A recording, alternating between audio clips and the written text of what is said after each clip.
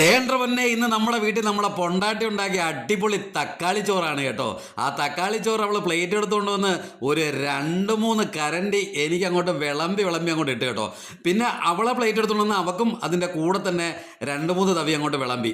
ശേഷം നമ്മുടെ സ്വന്തം പപ്പടം അങ്ങോട്ട് 2 എടുത്തിട്ടു. പിന്നെ ഉള്ളത് മുട്ട ഓംപ്ലേറ്റ് ആണ് കേട്ടോ. മുട്ട ഓംപ്ലേറ്റ് എടുത്ത് അങ്ങോട്ട് വെച്ചു. എന്തായാലും ഞാനൊന്ന് കഴിക്കാൻ നോക്കി. ആ കഴിക്കാൻ വേണ്ടിയിട്ട് ഞാൻ ചോറം കൊണ്ട് ഇളക്കി. അതിനുശേഷം നമ്മുടെ പപ്പടക്കൂട്ടനെ അങ്ങോട്ട് തട്ടി അങ്ങോട്ട് പൊട്ടിച്ച് അതിൻ്റെ കൂടെ ഇട്ടങ്ങോട്ട് ഇളകി കേട്ടോ.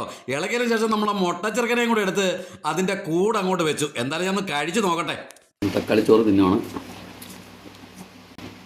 പപ്പടമുണ്ട്, മുട്ട ഓംപ്ലേറ്റ് ഉണ്ട്. Okay,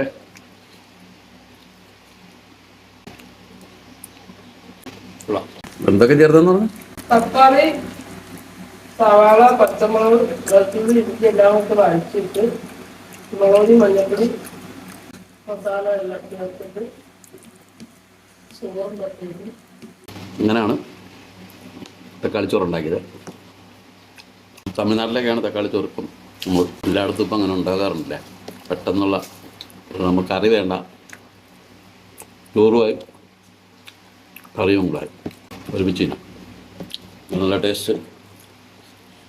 okay, bye bye.